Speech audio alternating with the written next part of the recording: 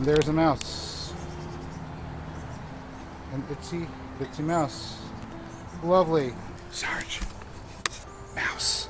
There's a mouse, Sarge. Get the mouse. Get the mouse. He's right there, Sarge. Sarge, right there. Sarge. Psst. Sarge. Sarge. Psst. Sergeant. Kitty, kitty. I see him. He's right here. Come here, kitty. He's right here. He's right here, kitty, kitty, kitty. Right there. Right there. Sarge. The mouse is right there. He's right here, kitty.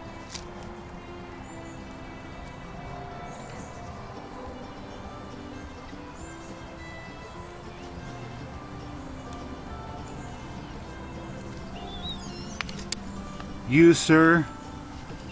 Yeah, you. I'm looking at you. You, sir, are a disgrace to your family.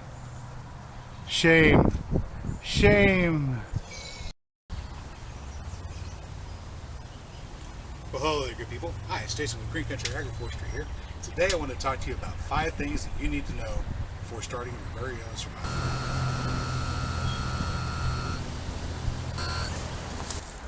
Now, I've seen survival seed banks for sale before, and I never really gave them a whole lot of thought until just recently when I saw what was actually in one of these seed vaults. Then I realized I needed to say something about this. Number 1. Now, I imagine it comes as no surprise to you that not all plants grow equally well in all locations. To make things easier for the home gardener, we've divided the United States of America up into several different growing zones. You can look these up in an almanac with a little map that'll show you where you are and what your growing zone is, or alternatively you can look on one of your devices, use your favorite search engine. I'm not going to tell you which one to use, it's up to you.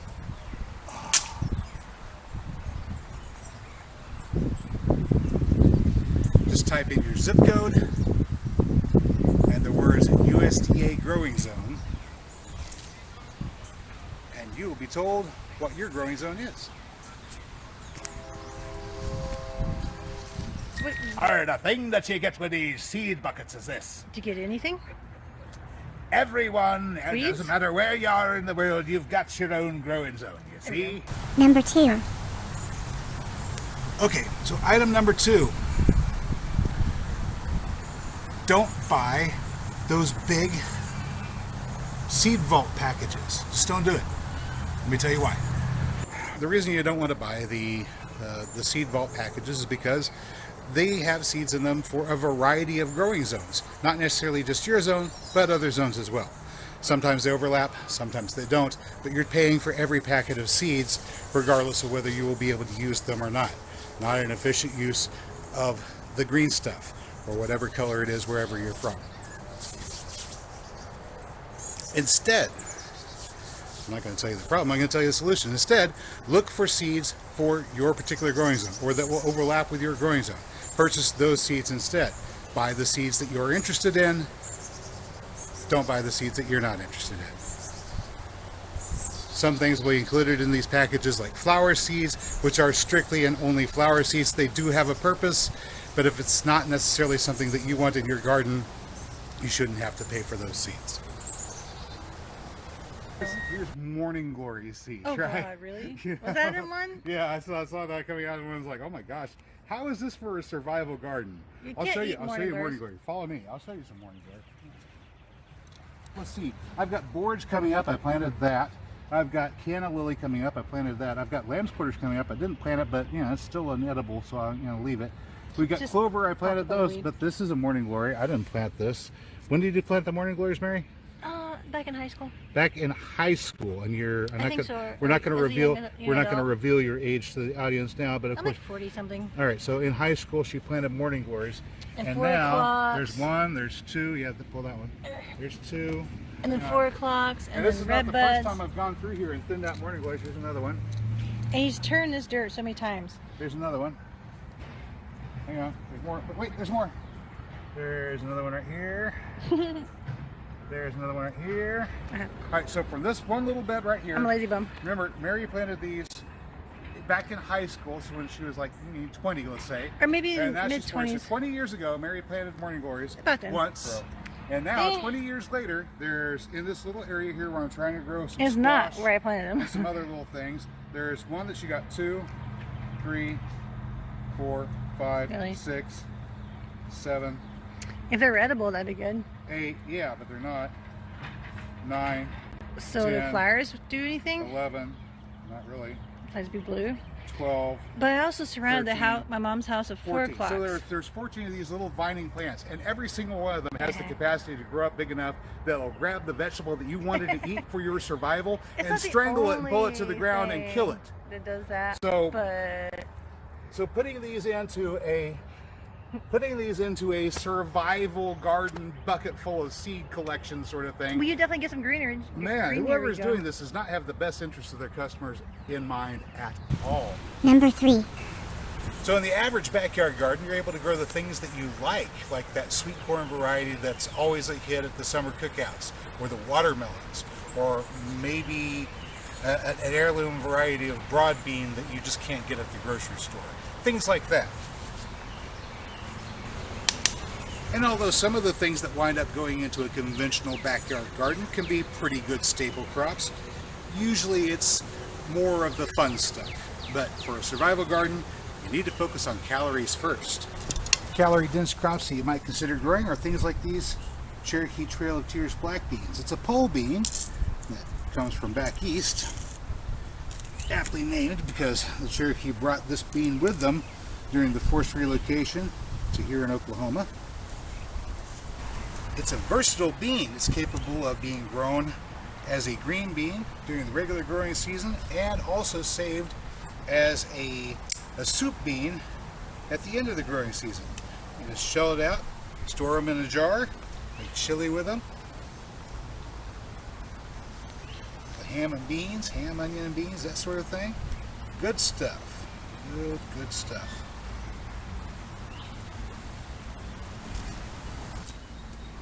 Corn is another one of those calorie-dense crops that you can grow, and I'm not talking about sweet corn. The corn we're growing here in this patch is called Big Horse Spotted Corn, and it's a type of flour corn, a dent corn that you can use for making tortillas, cornbread, things of that nature. But this is what it looks like whenever it's done.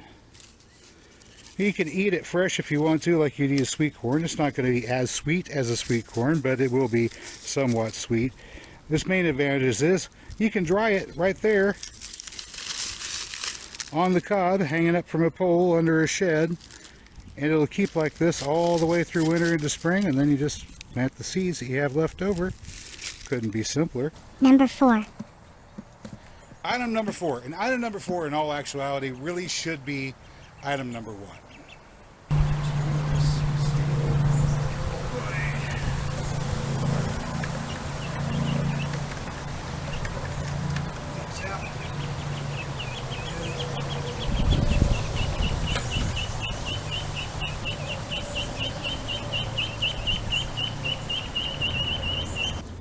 Item number 4 is somewhat important, so I want you to hear me carefully when I say this. This is the one thing that many survival channels, many prepping channels just aren't going to tell you. Now, I don't want to wrongfully impugn the character of some of these guys and gals out there, but you got to understand there's a difference between preparing for a minor inconvenience and preparing for a major shift in the way you live your life. So here it is. Item number 4, get out of the cities. You may have actually heard a prepper say this before, and they aren't kidding you. You need to get out of the cities. You can't live there. All right, so let me explain. I've been doing some research for several years now, and I've made some interesting discoveries. Here in Zone 7A, and probably anywhere south of here, you can grow enough calories to feed a person in about 1,017 square feet of growing space. Of course, man does not live by bread alone. Man doesn't live by beans and rice and squash and corn alone either. You're going to need some other things. Pardon me a moment, I've got a little hang up here I need to fix. Those extra little items that you're going to need to round out your diet, add the vitamins and minerals, you're going to consume about another 500 square feet of growing space. So at the very minimum, you're going to need 1,500 feet. 1,500 feet per person may not sound like a whole lot, but wait a second. You don't just need 1,500 feet per person for growing space, you're also going to need space for the walkways. Well, the walkways are the spaces in between the areas where you have food items planted, and you need that to be able to get to where your plantings are, like these squash that I have over here, the canna lilies that I have over here. Yeah, that's another vegetable. That's right. You're going to need walkways to be able to reach all of your vegetables, to be able to take care of them. So instead of 1,500 feet per person, you're going to need at least 3,000. And more would be preferable. Now you can get inventive and start running trellises like an arched cattle panel trellis over your walkways, and that helps maximize some of that space. You can grow vining plants on those trellises so they aren't taking up space that you need for some of your other crops. Realistically speaking, if you're living inside of a city, are you going to have that minimum 3,000 square feet of space per person in your family to be able to grow a garden? I don't mean get out of the cities whenever things start to look bad. I don't mean grab your bug out bag and head for the hills whenever things start to look bad. You should be getting out of the cities now, right now. And the reason I say that is item number 5. Number 5. So as I was saying, item number 5, the reason you need to go ahead and get out of the cities now. If you've got a bug out location, or thinking about getting a bug out location because you realize that you're not going to be able to make it in the cities if you have to provide all of your food, the reason you need to go ahead and move now is pretty straightforward. Let me explain to you this way. I've been growing on this particular piece of property for at least 7 years now. And it wasn't exactly lacking in gardening know-how when I got started. Although I'm not more than 25 miles away from the farm that I grew up on, same Arkansas River Valley, same growing zone. Whenever I first started growing in this piece of property, there were things that I didn't even know that I didn't know. Every growing location is different. Until you go out there and spend the time actually attempting to grow food on it, you're just not going to know what you don't know about growing on that piece of property.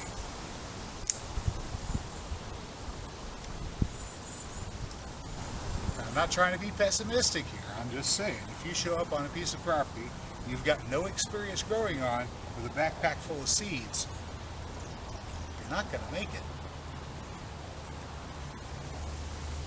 Even if you're an expert gardener at the place that you know, those little lessons that you learn as you get experience growing on a specific piece of property make all the difference between whether or not you'll be able to grow a few things to supplement your diet or grow enough to actually feed yourself. Now, I know I said this was going to be 5 things that you needed to know before starting your first survival garden, but seeing as you guys have been so patient, I'm going to give you one more. So let me do a quick recap, talk about a couple more videos that you may find useful, and then I'll give you that number 6 bonus item. Item number 1, know your zone. Item number 2, now that you know what your growing zone is, buy seeds that are appropriate for your growing zone and your growing season. Item number 3, lettuces and onions and carrots and peppers are wonderful, don't skip on them, but first make sure that you're growing enough calories. Growing things like, oh, these potatoes here, pole beans, corn, and squash. You might consider growing some things like sweet potatoes and peanuts. Number 4, get out of the cities. If your long-term survival plan involves being able to grow your own food, you're going to need, at a very minimum, 3,000 square foot of space per person that needs to be fed, and preferably more. Now, some city lots, you have that amount of space, but that's the exception, not the rule. Item number 5, you've got to get your practice in, folks. You can't just show up to the place where you're planning on growing all of your food with no knowledge about how to grow it on that piece of land. For the past few years now, I've been working on developing a host of videos that hopefully you will find useful in reaching your own food independence. Let's start out with a playlist. It's called Free Fertilizer Workshop, and we'll put a link to it up here. Next, I'd like you to check out Water for Every Garden, which is a sneaky way to take a wood chip pathway like this one and turn it into a sub-irrigation system for all of your garden. Now, if you're going to be moving out to your bug out location and getting started early, which you really should, you might want to consider an alternative method of growing, which has great potential for providing food for you, your family, on for multiple generations, even after you're gone. It's called forest gardening. Let me show you how it works. At the very top of the forest ecosystem is the canopy. These are the tallest trees. These are the ones that get the first shot at all the sunlight, doing most photosynthesis in the entire system. This is a pecan tree, and I planted it 7 years ago. Beneath the canopy layer is the understory layer. Now, this is a bur oak, and bur oaks produce really large acorns, about as big as the end of my pinky or possibly bigger. Now, this little tree may be small now, but whenever it reaches maturity, it'll be about 60, 70, maybe even 80 feet. Still a small tree compared to the pecan, which makes it an understory tree. Right here at the edge of the shade umbrella of that pecan tree, we'll have this bur oak growing, producing edible acorns, which is food not only for us, but for pigs if we have pigs, for deer if we have deer wandering by, goats, not sheep though. Sheep don't eat acorns. I mean, they can, but it's not good for them. You get the idea. Here we are 30 feet out in the other direction. This is a Bartlett pear tree. It'll also get about 60 to 70 foot tall. This bushy mess behind me is part of yet another layer, the shrub or bush layer, and this tree is a 4-year-old hazelnut. It's probably going to produce its first nuts this year. Of course, not all trees in this system are for food. Some of them are for support. For example, this eastern redbud here is providing nitrogen for all the other plants around it. It does produce an edible crop though. These little seed pods, before they turn brown, are tender enough that they can be stir-fried. You don't want to eat them raw. They'll be a little bit bitter at this point, but stir-fried they're quite good. And you can also, if you want to take the time to mess with them, crack open the seed pods after they dry, roast the seeds, and grind those up and add them to soups and stews and things of that nature. High in protein and not a bad nutrient supplement if you need to eat it. But for the most part, this is just food for the bees and food for the plants around it. Beneath the shrub layer, as a matter of fact, this is another shrub here, blueberry bush, and over there, if it's still in frame, there's a black pussy willow, which is another support type plant in the system. Beneath the shrub layer, we have the herbaceous perennial layer, which includes things like these Egyptian walking onions, Allium proliferum, Humerocallis fulva, the daylily, edible flowers, edible tubers. Here we have a canna lily. I think this is Canna musifolia, I could be mistaken. Edible roots, edible flowers as well. All of these are wonderful things in the herbaceous perennial layer, or herbaceous layer. The canna here is a mighty impressive little plant. Here in zone 7A, it can survive in the ground over winter, like these roots did, and grow back from those roots when spring arrives, forming a colony that keeps on growing year in and year out with really no effort on my part to maintain it. But when we dig this clump up, for each one of these plantings, we will find about 20 pounds worth of roots. Very calorie dense, better even than potatoes, and very filling. Of course, down below the herbaceous layer, we have the ground cover layer. This is where you're going to find things like that clover, which is another nitrogen-fixing plant, a support species, violets, which are edible, and this one here, which is, of course, an Albion strawberry. And all of these plants, as they reach their maturity and begin becoming more and more productive as time passes on, there's just more food that you don't have to plant every year. Tucked away beneath this pear tree here, we've got another layer to the forest garden right back here. This is a Arctic kiwi plant. Arctic kiwi can grow in zone 7. We've got that right there. Now before we're through, there's one more layer that I really need to show you, and we'll get to that in just a second. Before that, there's going to be a link up here for natural forest layers if you'd like to see these layers in action in a naturally occurring forest rather than just a strip that I planted up along the south side of the driveway. This is only about 5 foot wide or so. Which I have a look down here. This is the fungi, or the fungal layer. that we're getting ready to harvest from right in here. Stropharia mushroom with a rough crown. Here's an example of one. Other names are garden giant and winecat mushroom.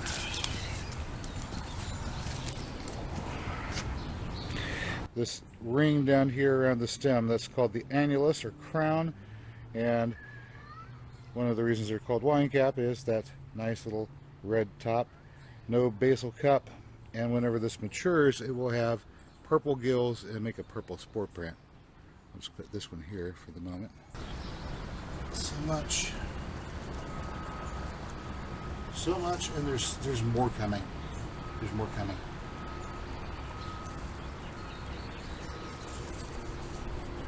In another day or two, this space is just going to be filled with even more of these mushrooms.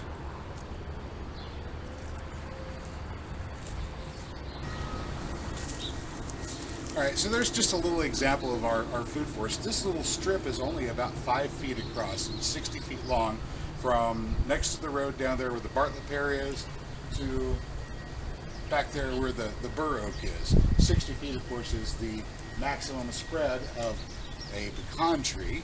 So whenever this pecan reaches its full maturity and has a canopy going 60 feet across, it will cover one end to the other of this strip. Well, the amount of food that this gardening system can produce is really phenomenal. The 2 hazelnut trees there at their maturity are going to produce anywhere from 50 and 25 pounds a piece. The pecan tree, after it's been here for a total of 20 years, is going to be producing about 60 pounds, but that's nowhere near its upper limit of production. That's just the amount of time that it takes to pay off a note on a new piece of property if you got a 20-year loan. The pear tree is unraveled and producing sugars. We've got the blueberries in here. There's one there. There's another one there. 2, 3, 4, 5. I think we have 6 blueberry bushes here. That's going to be about 15 pounds or so for each one of those.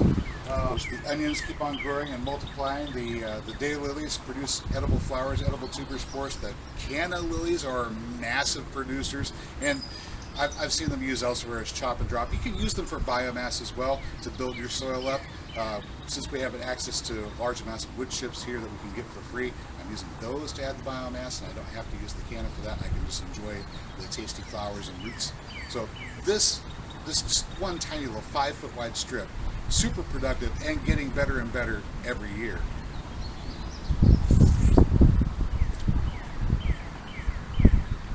There's nothing quite like having fresh strawberries out of your own garden, you know?